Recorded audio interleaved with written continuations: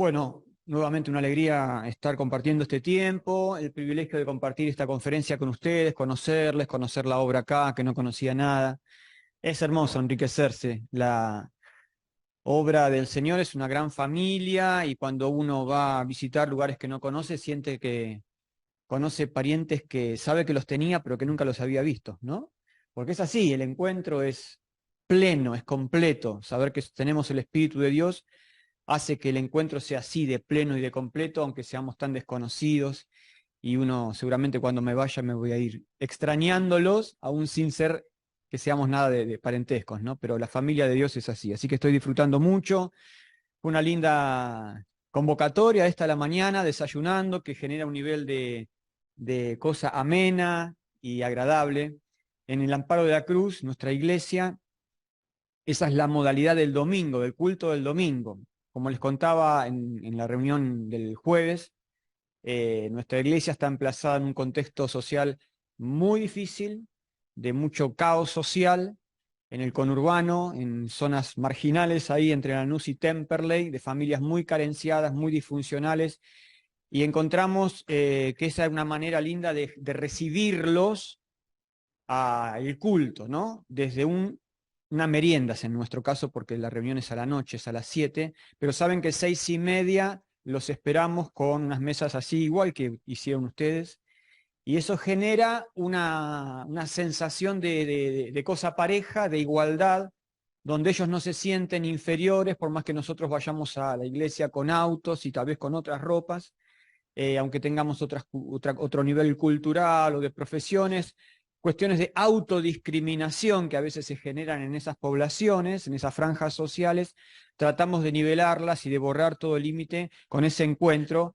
y mientras merendamos, hablamos y les preguntamos y sociabilizamos, y después el culto tiene como una calidad de empatía y de calidez mucho más linda. Así que nos está dando bastante resultado y bueno, solamente señalar eso. Lindo tiempo, hermanos. Vamos a compartir en esta mañana eh, algo de lo que Dios puso en mi corazón respecto a visión. En los otros mensajes hablé del dominio propio, el dominio propio en el carácter. Ayer hablamos del dominio propio en la intimidad, en la ansiedad para los jóvenes. Hay otro mensaje que tiene que ver con el dominio propio también de los proyectos.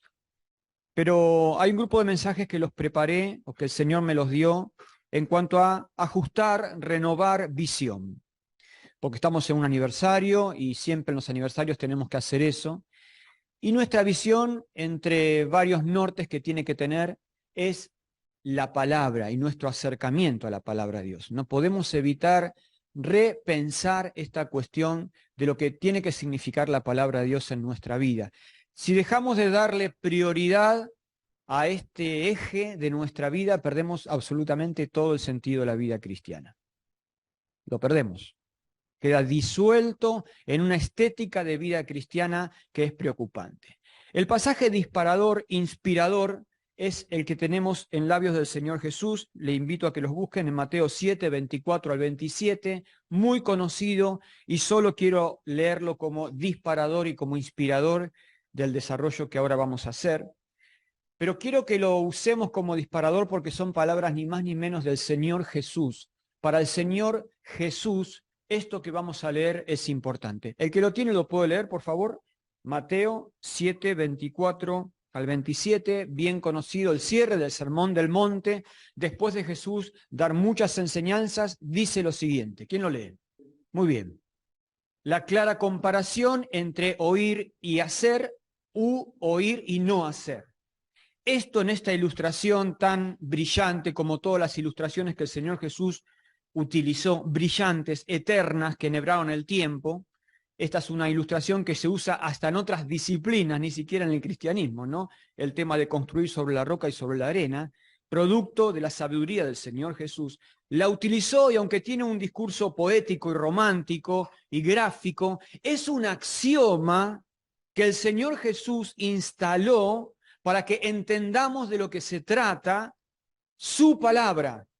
La palabra puede ser algo tan terrible que yo lo reciba y me engañe creyendo que porque lo recibí está todo bien, tan terrible y tan trágico como eso, como puede ser un elemento de sanidad y de salud, al punto de que yo lo reciba y entienda que es recibir y traducir en acciones. Esto es lo que está diciendo el Señor Jesús.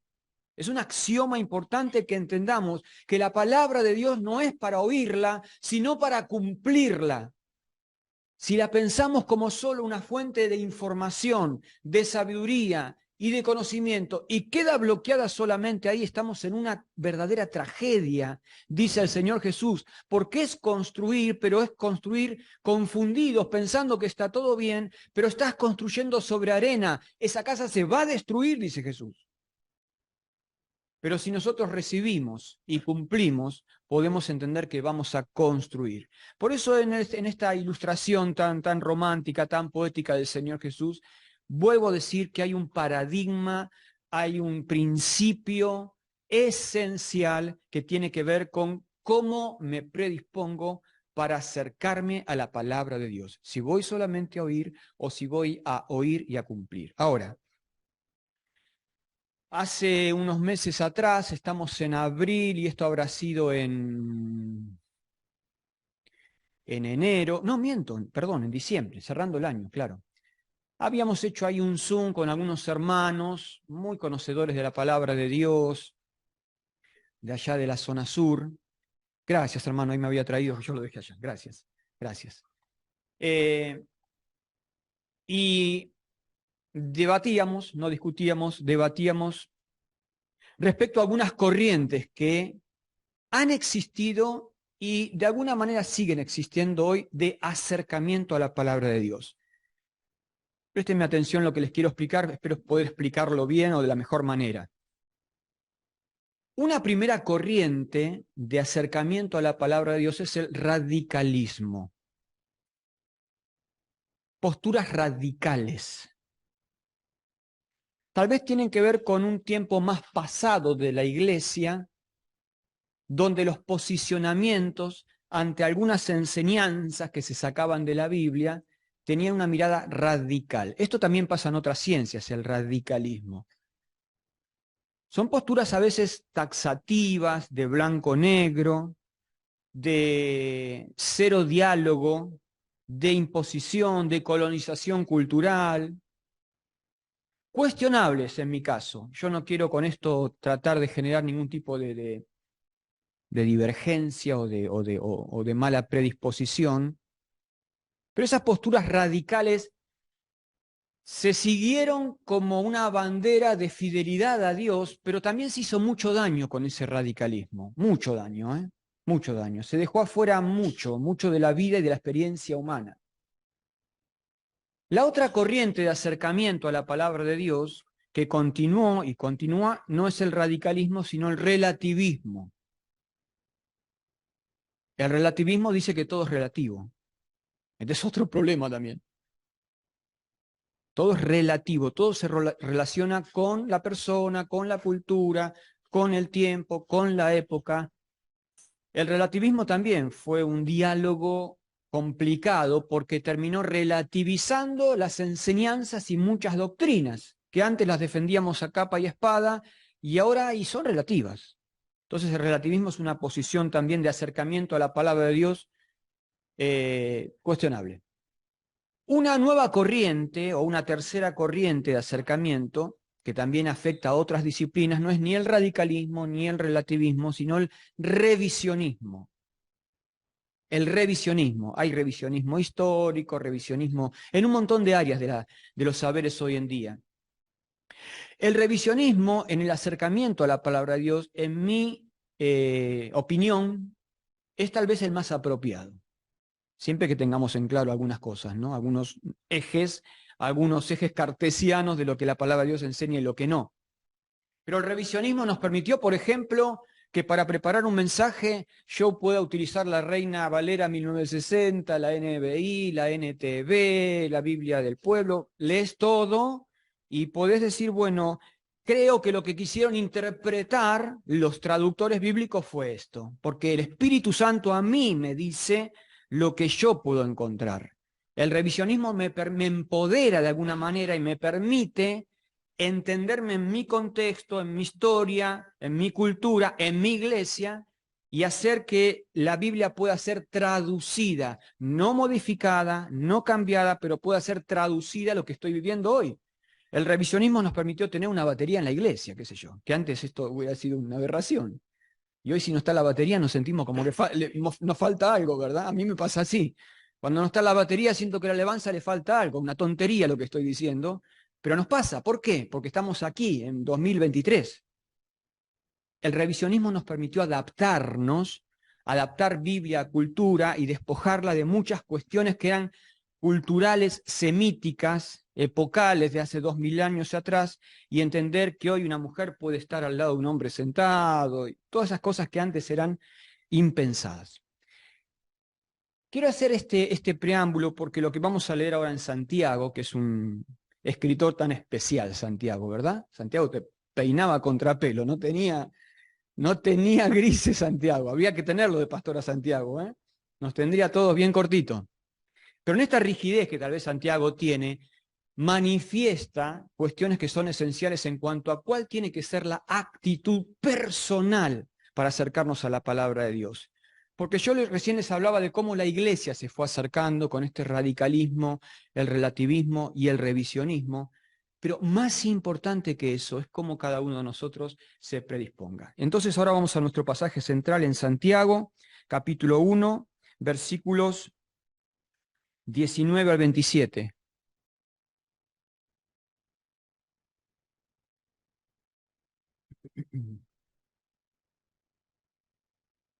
Qué hermoso pasaje este, ¿no? Todos lo conocemos y el Señor lo puso en mi corazón para que lo meditemos hoy. Dice, voy a leer la nueva versión internacional: mis queridos hermanos, tengan presente esto. Todos deben estar listos para escuchar y ser lentos para hablar y para enojarse. Pues la ira humana no produce la vida justa que Dios quiere. Por esto despójense de toda inmundicia y de la maldad que tanto abunda, para que puedan recibir con humildad la palabra sembrada en ustedes, la cual tiene poder para salvarles la vida. 22. No se contenten solo con escuchar la palabra, pues así se engañan ustedes mismos. Llévenla a la práctica. 23. El que escucha la palabra, pero no la pone en práctica, es como el que se mira el rostro en un espejo. 24. Y después de mirarse, se va y se olvida enseguida de cómo es. Pero quien se fija atentamente en la ley perfecta que da libertad y persevera en ella, no olvidando lo que ha oído, sino haciéndolo, recibirá bendición al practicarla. 26. Si alguien se cree religioso, pero no le pone freno a su lengua, se engaña a sí mismo y su religión no sirve para nada. La religión pura y sin mancha delante de Dios nuestro Padre es esta: atender a los huérfanos y a las viudas en sus aflicciones y conservarse limpio de la corrupción del mundo. Este lenguaje tan taxativo de Santiago, la religión de ese no sirve para nada, tan de blanco y negro, hace que Santiago sea un escritor tan especial. Quiero ilustrar el desarrollo de este texto con la imagen de una profesión que tal vez todos conocemos. ¿Hay acá algún peluquero, algún barbero? Seguramente puede que haya alguno. ¿No hay ninguno? En Lanús, cada 10 habitantes hay 2 barberos, no sé cómo. Tenemos, creo que 4 barberías por cuadra en este momento. Mi hijo se corta el pelo toda la semana, y si sigue así se lo va a cortar todos los días, no sé, es increíble. Bueno, no hay ningún barbero acá. Pero todos fuimos a cortarnos el pelo alguna vez, yo ya no voy, obviamente. Me gustaría, pero no puedo ir, no me da el tiempo. ¿Qué necesitamos en una barbería? A ver, vamos a necesitar nombrar muchas cosas, pero principalmente, ¿qué se imaginan si tuvieran que poner una barbería que necesitarían? Ahí está. Un espejo, ¿no? Un espejo tiene que tener. Un sillón, un espejo, tijera, ¿qué más? Algo esencial. La capita es esencial, no es esencial. A ver, pero pensemos en el edificio. A ver, yo voy a poner una barbería, tengo que pensar la iluminación, o sea, es un problema entrar a una peluquería donde no tengan buena luz, porque no sabes si te va a cortar la oreja, te va a cortar la nariz. La iluminación es clave, la luz. ¿Eh? La luz, un espejo, un sillón, una persona sentada ahí, y un peluquero que vea, porque si el peluquero no ve, estamos en problema. La tijera puede hacerme un desastre en la cabeza, ¿no? Una mirada atenta, una atención. Voy a usar esa ilustración como regla mnemotécnica, solamente para que se la puedan llevar. Para nada habla Santiago de una barbería en absoluto. La ilustración que usa es otra, pero tal vez se la puedan llevar en la mente de una manera más mnemotécnica, más que la puedan recordar, ¿no? Un espejo, buena luz y una mirada atenta. Un espejo, buena luz y una mirada atenta. Yo voy a poner mi cabeza en esta barbería que es la palabra de Dios, tratando de enfocarme en estos tres conceptos. Santiago dijo, en primer lugar, en el versículo 21, por esto despójense de toda inmundicia y de la maldad que tanto abunda, para que puedan recibir con humildad la palabra sembrada en ustedes, la cual tiene poder para salvarles la vida. Esta condición que Santiago está poniendo de despojarnos de toda inmundicia y de toda maldad, para que puedan recibir con humildad la palabra sembrada, me parece que es clave. Yo a esto llamo la buena luz, la luz mental que tengo que tener, la iluminación mental que tengo que tener para recibir la palabra de Dios. Hermanos, es más importante la previa que el acto en sí de abrir la Biblia y de leer. Es un problema si vamos a ir a la Biblia como vamos a abrir el celular para ver las noticias de Google del día o para aprender el noticiero y ver la información. No es así esto. No es así. No podemos ir a la Biblia así. Tiene que haber una predisposición. Lo dice Santiago acá. Dice, por esto despójense de toda inmundicia y de la maldad que tanto abunda, para que puedan recibir humildemente la palabra implantada. Está alentándonos a despojarnos de un orgullo intelectual propio, inherente como seres humanos, que lo tenemos no porque seamos orgullosos o malos, lo tiene el más bueno de los cristianos, porque somos seres caídos y nuestra mente está impregnada con preconceptos que no tienen que estar colonizándonos o invadiéndonos en el ejercicio de acercarnos a la palabra de Dios. Cuando hablamos de revisionismo, hablamos de esto, de vaciar un poco primero tu mente de todo el preconcepto, de todo el prejuicio, y dejar el balde vacío, despojado de orgullo y de soberbia intelectual, para que pueda recibir la palabra. Y cuando la recibo, acá la ilustración ya no es la de la barbería.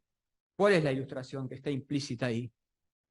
Una siembra, la palabra implantada. Yo soy consultor psicológico desde hace 12 años, pero toda mi vida trabajé de jardinero. Amo la jardinería. La amo, me encanta.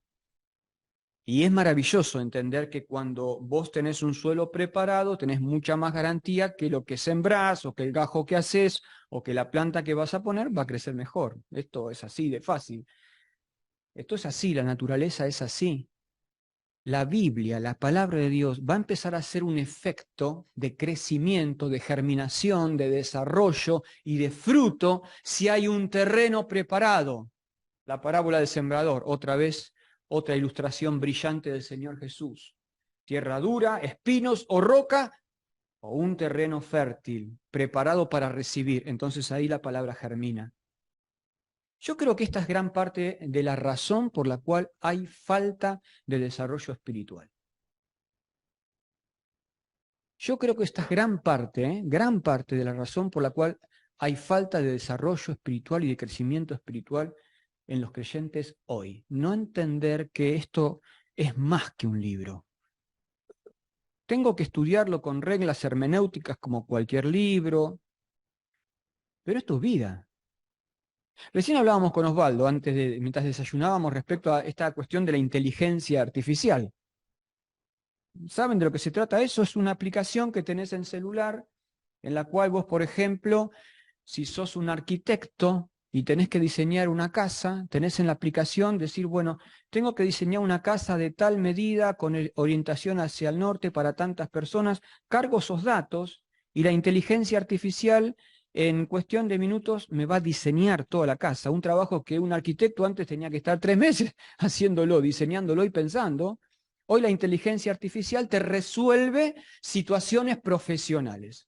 O a un médico el abordaje de una cierta patología. O a un psicólogo el abordaje de una cierta problemática. Así de fácil.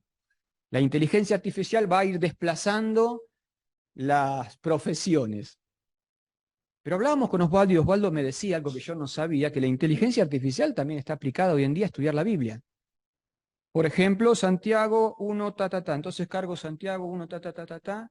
¿Qué me dice y qué estudio puedo sacar? Y la inteligencia artificial me dice, mira, tenés tantos puntos. ¿Podemos pensar en el acercamiento a la Biblia que el revisionismo es así? Estamos en el horno si vamos a pensar así. ¿Por qué? Sencillamente porque requiere una preparación, que lo que leímos recién ahí es despojarnos de toda inmundicia y de la maldad. Tu inmundicia, mi inmundicia, tu maldad, mi maldad, es subjetivo, es personal. Yo sé lo que a mí me aturde y me atraviesa como prejuicio y preconcepto antes de acercarme a la Biblia.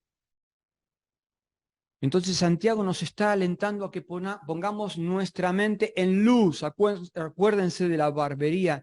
Luz en tu mente. ¿Cómo pongo luz? Quitando la oscuridad, predisponiendo mi corazón, predisponiendo mi espíritu para que esto pueda ser así. Si alguien me ayuda, podemos leer en Esdras 9, 1 al 5. ¿Alguien me ayuda leyendo ese texto, por favor? Fíjense lo que pasa ahí, me parece tan significativo. Esdras 9, 1 al 5. Perdóname, Alberto. ¿Estás leyendo vos?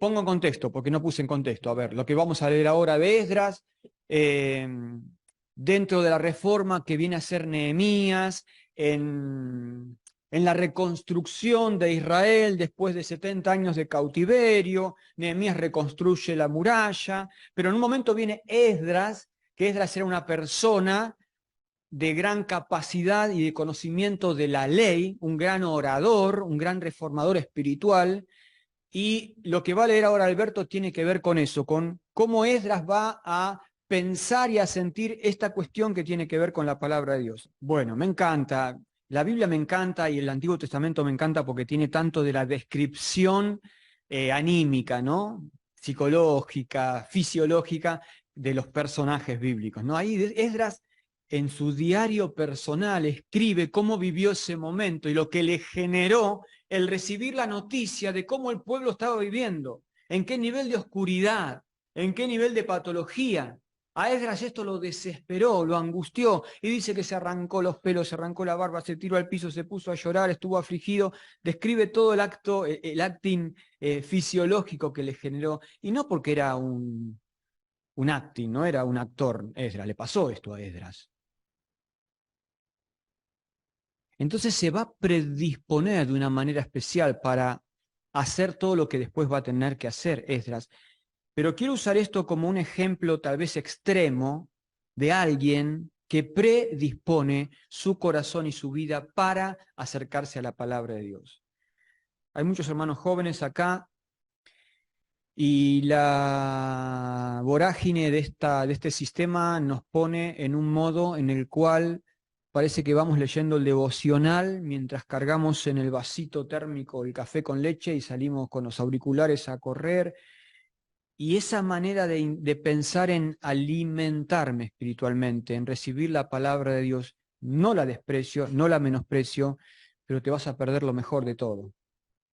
Dios te invita a que tengamos una actitud de acercamiento a la palabra de Dios con una predisposición, con una luz mental. Esto se ha perdido, estamos tan distraídos, tan entretenidos, tan cargados de actividad y de ocupación en el día que se ha perdido la contemplación. La contemplación fue un ejercicio del ser humano desde siempre. En la antigüedad, en cualquier cultura, el ser humano contemplaba, se sentaba a mirar un río, se sentaba a mirar la naturaleza, y si todavía no eran cristianos porque no había revelación, pensaban que había un ser superior que había creado eso y se conectaban. Había un ejercicio de la contemplación que hoy se ha perdido. Nosotros tenemos que recuperarlo, instalalo en tu vida. Tomate el tiempo que sea necesario para ir a la palabra de Dios. No perdés tiempo, lo estás ganando, estás invirtiendo, estás evitando tragedias para tu vida. No leas la Biblia como un informativo, como un periódico. Predispone tu corazón y tu mente. Poné luz en tu mente antes de entrar. Esto es revisionismo también. El segundo concepto está en el versículo 22. Y acá lo ilustro ya no con la luz, sino con un espejo que esté limpio. Porque imagínense que el barbero tuviera un espejo que está todo sucio, que no me puedo ver. No sé si quede bien o quede mal, porque no se ve nada en ese espejo. Pero acá Santiago dice en el versículo 22, no se contenten solo con escuchar la palabra, pues así se engañan ustedes mismos. Llévenla a la práctica. El que escucha la palabra, pero no la pone en práctica, es como el que se mira el rostro en un espejo y después de mirarse se va y se olvida enseguida de cómo es. Que haya un espejo limpio en el acercamiento a la palabra de Dios tiene que ver con eso que decíamos al principio,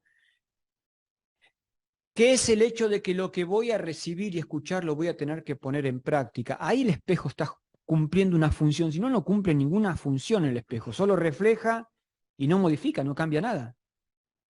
Pero Santiago dice que el acercamiento a la palabra de Dios tiene que tener esta consecuencia de completar un proceso que es un proceso de cambio y de transformación.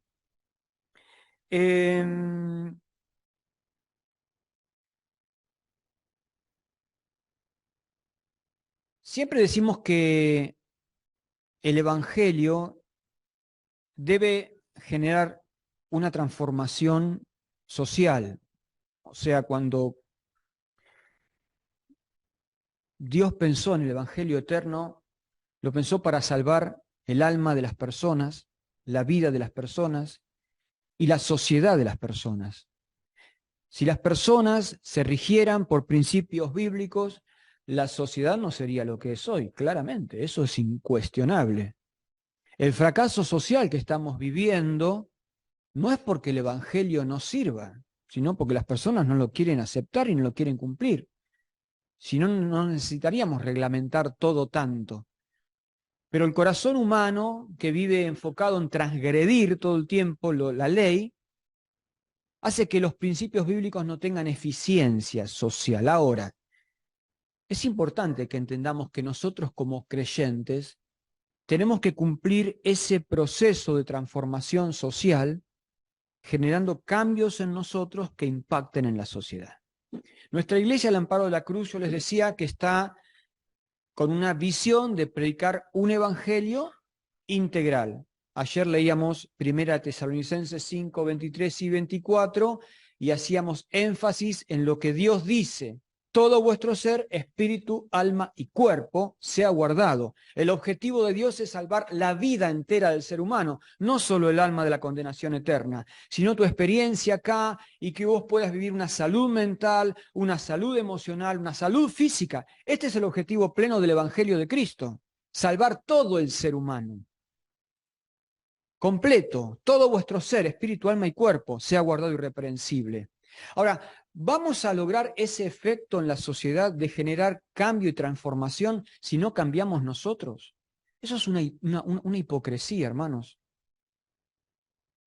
En el amparo de la cruz queremos hacer acciones de transformación social, pero todo el tiempo refuerzo y enfatizo el hecho de que ese cambio va a ocurrir si yo cambio. Si no, viene una hipocresía.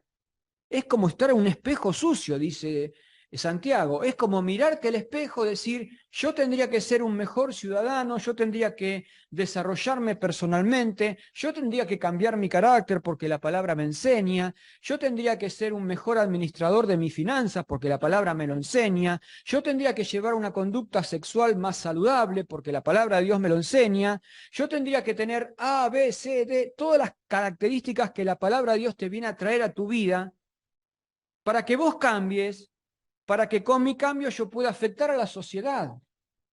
Cuando la iglesia deja de cumplir esta función, cuando pierde la sal y cuando pierde la luz, no pasa nada, dice el Señor Jesús.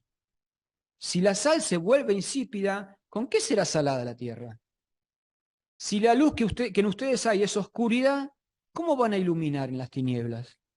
Entonces, el proceso, dice Santiago, se cumple no solo cuando yo predispongo mi corazón para recibir la palabra, sino cuando yo entiendo que lo que voy a recibir me tiene que cambiar para cambiar a la sociedad. Si no, vamos a vivir todo el tiempo en una hipocresía, vamos a vivir todo el tiempo en una falsedad, en una ilusión romántica y poética que nunca se va a cumplir. No es fácil esto de pararse al espejo y verse y ver los errores. No es fácil. Porque cuando empezamos a darnos cuenta de las cosas que no están bien en nosotros, nuestra naturaleza pecaminosa siempre va a intentar que nos maquillemos, que las ocultemos y que las neguemos. Y esta sería la tragedia, que lo que yo veo de mí, en vez de desafiarme a modificarlo, yo lo naturalice. Imagínense que yo me acerco al espejo y veo en el espejo algo que debiera cambiar de mi cara o de mi cuerpo o de mi peinado, que lo puedo modificar peinándome o si tengo una lagaña lavándome la cara. Pero no lo hago, no lo modifico, no lo transformo. Lo que terminas haciendo es naturalizándolo, aceptando que es algo mío y que es natural. Y voy a ir 5 años a la palabra de Dios, a leer la Biblia, 10 años, 20 años, pero eso que está en mí, que la Biblia me dice que hay que cambiar, yo no lo cambio, lo naturalizo. Santiago dice, eso es una tragedia. Eso es una tragedia. Hay un espejo limpio cuando alguien entiende que tiene que comprometerse con lo que está viendo en ese espejo. Y cuando hay un creyente así, que empieza a transformarse y que empieza a cambiar, ese creyente invariablemente afecta. Afecta a la sociedad, afecta en el trabajo, afecta en la familia, afecta en el buen sentido de la palabra. Se nota, se percibe, se ve que este trabajador es distinto, que este alumno es distinto, que este compañero de estudio es distinto, que este vecino es distinto, que este compañero del club es distinto, que este hijo es distinto, que este primo es distinto, que este tío es distinto. Nuestro trabajo, hermanos, es acercarnos a la palabra de Dios para que nos transforme, porque en esa transformación hay verdadero impacto social. Me voy a otro ejemplo aquí, que es el de Daniel, al cual admiro profundamente. ¿Se acuerdan? Daniel es llevado cautivo desde su tierra de Palestina a la Mesopotamia caldea, un gran viaje, teniendo, algunos dicen 15, otros 16, 17 años. Sería un jovencito, Daniel, un adolescente. Y es introducido una cultura caldea y lo meten en una máquina de transformación, porque fue elegido para eso, para ser uno de los de la corte del rey. Y Daniel le cambian el nombre, le cambian la ropa, le cambian el corte de pelo, le cambian todo. Está en una verdadera máquina de transformación cultural. Pero dice ese hermoso versículo 8 del capítulo 1 de Daniel, que Daniel propuso en su corazón no contaminarse. Esto es terrible. Por afuera estaba todo contaminado, no podía hacer nada.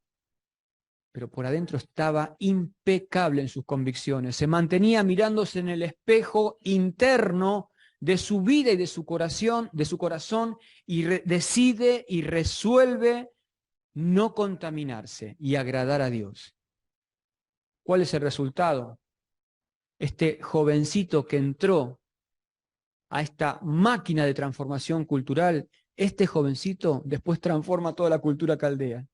El rey, el emperador, lo hace pasear en un carro y para que todo el pueblo reconozca que el Dios de Daniel es el verdadero Dios. Es increíble, esto es increíble.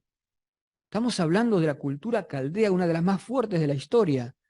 En un momento determinado, impactada por alguien que decide pararse frente al espejo y no naturalizar las cosas, sino comprometerse con lo que él entendía que era la verdad de la palabra de Dios. Qué bueno si podemos ser creyentes así, que nuestro revisionismo hacia la palabra de Dios nos hace predisponernos, poniendo nuestra mente en luz, acercándonos a la Biblia, a la palabra de Dios, con el deseo de ser transformados para impactar. Y el último concepto en esta ilustración que usamos y que nos da Santiago acá sería el de la mirada atenta, ¿no? Aquí hay un barbero que tiene buena luz, que tiene un espejo, pero que puede ver bien y que mira y se enfoca en los detalles. No sé, yo como no tengo pelo no me pasa, pero si tenés mucho pelo y vas a un peluquero y decís me corto bien, pero después cuando llegas a tu casa te peinás y decís, pero acá no me cortó. ¿Acá qué le pasó? Estaba mirando el partido, ¿no? Te das cuenta de algunos errores que dejó y te venís medio enojado, me salió 1.500 pesos el corte y me quedó un mechón mal cortado, porque o no vio bien o no quiso ver bien, la mirada atenta, qué importante. Bueno, Santiago dice eso en el versículo 25 más, pero quien se fija atentamente en la ley perfecta que da libertad y persevera en ella, no olvidando lo que ha oído, sino haciéndolo, recibirá bendición al practicarla. Es todo un proceso que es para hacer otro mensaje esto, ¿no? Todo el proceso de la atención a la palabra de Dios que genera transformación. Se fija atentamente en la perfecta ley, la que da libertad, persevera en ella, no olvidando lo que ha oído, haciéndolo, recibirá bendición al practicarla. Lo leemos de nuevo para que veas todos los pasos que Santiago va poniendo, ¿eh? Mas el que mira perfectamente o atentamente en la ley, que da libertad, es una ley que libera, persevera en ella, no olvidando lo que ha oído, sino haciéndolo, recibirá bendición al practicarla. Como que Santiago pone un montón de condiciones para que esto pueda completar el efecto para el cual Dios creó y permitió que existiera la palabra de Dios. Tiene un objetivo, bendecir nuestra vida al practicarla. Pero hay varios pasos que requieren atención, una mirada atenta. Yo quisiera que entendamos que esto es importante. Recién hablábamos de lo importante de mirarnos al espejo y de cambiar los defectos. Hermanos, acá se mete mucho mi profesión y lamentablemente lo tengo que decir. No me da ningún tipo de satisfacción y de alegría.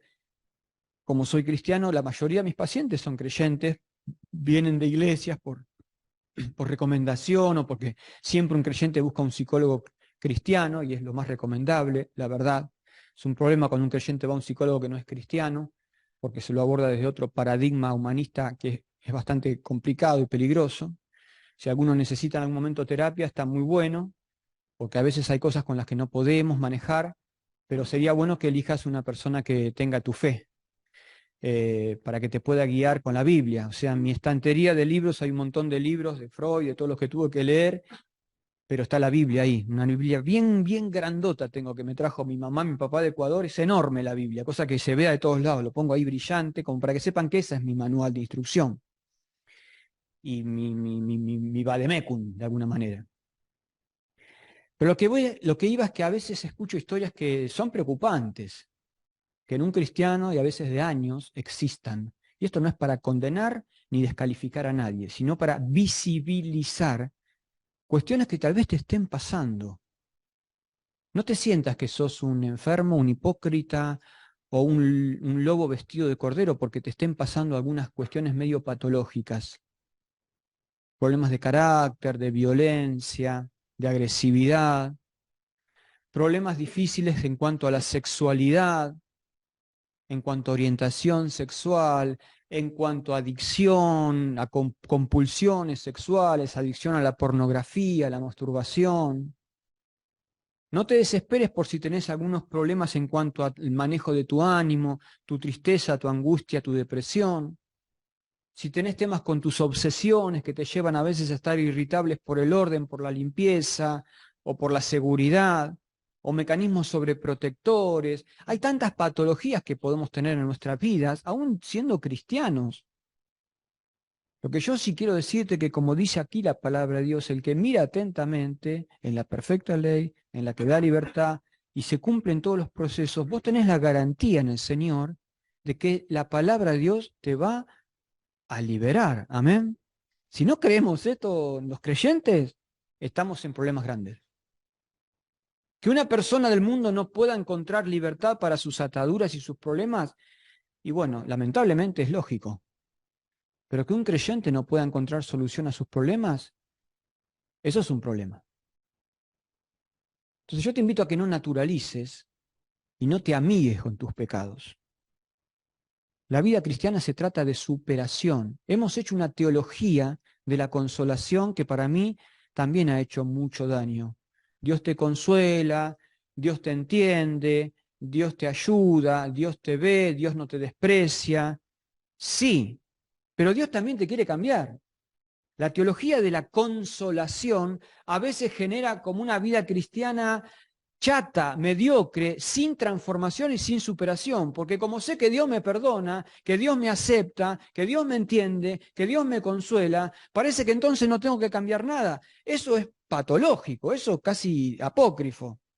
La teología es de superación. Dios quiere que el creyente sea el mejor trabajador, no digo tener mucho dinero, pero que seas el mejor trabajador, el mejor estudiante, el mejor deportista, el mejor vecino, la mejor persona que cuida su cuerpo, su salud. El creyente tiene que superarse, tiene que ser un ser humano pleno porque tiene toda la potencialidad de la palabra de Dios. El creyente tiene que estar despojado de violencias, de ansiedades, de obsesiones, de compulsiones, de desórdenes sexuales, de ser el mejor padre, de ser la mejor madre, de ser el mejor hijo, de ser el mejor en todo. Esa es la teología de la Biblia, de una superación, de un cambio, de una transformación. Y mi acercamiento a la palabra de Dios tiene que tener esa expectativa, mirarme en un espejo limpio, con buena luz, y mirarme atentamente, es decir, tengo este problema y yo lo tengo que cambiar este problema en el Señor. Y la Biblia me va a ayudar a eso, amén. Si no lo pienso así, me voy resbalando hacia que soy un cristiano porque los domingos entro en un edificio donde se escucha música cristiana y se predica la Biblia. A ver, eso no es ser un cristiano, ¿eh? Eso es ir a la iglesia y puede ir cualquiera a la iglesia. A un templo, perfecto, gracias por la corrección, Osvaldo, a un templo, a un edificio. Ser cristiano significa que la Biblia te está transformando día a día y las personas lo ven, lo notan y haces un impacto social de transformación. Que el Señor nos ayude a que nuestro acercamiento no sea ni desde el radicalismo ni desde el relativismo, sea de un revisionismo que nos permita revisarnos a nosotros, revisar cómo está nuestra sociedad, nuestra cultura y creer que tenemos en la Biblia hoy la herramienta de transformación personal y de impacto social. Cerramos con esta ilustración del Señor Jesús. El que construye su casa sobre la arena, o mejor dicho, el que escucha la palabra y no la cumple, es como que construyó su casa sobre la arena. Que cada uno de nosotros en este aniversario resuelva tener una predisposición a la Biblia que sea sinónimo de construir sobre roca. Poné tu mente en luz. No hagas un devocional de 1 minuto mientras te subís a tu bicicleta o te tomás tu tacita de café. Ejercitate en la predisposición. Esdras se puso a llorar cuando entendió lo que estaba pasando. Prepárate, orá, poné tu mente en blanco, despojate de orgullo intelectual. Hacé que la Biblia sea algo que ilumine lo que realmente está mal y confía en que vas a poder transformarlo y cambiarlo con la ayuda del Señor. Amén. Dios les bendiga.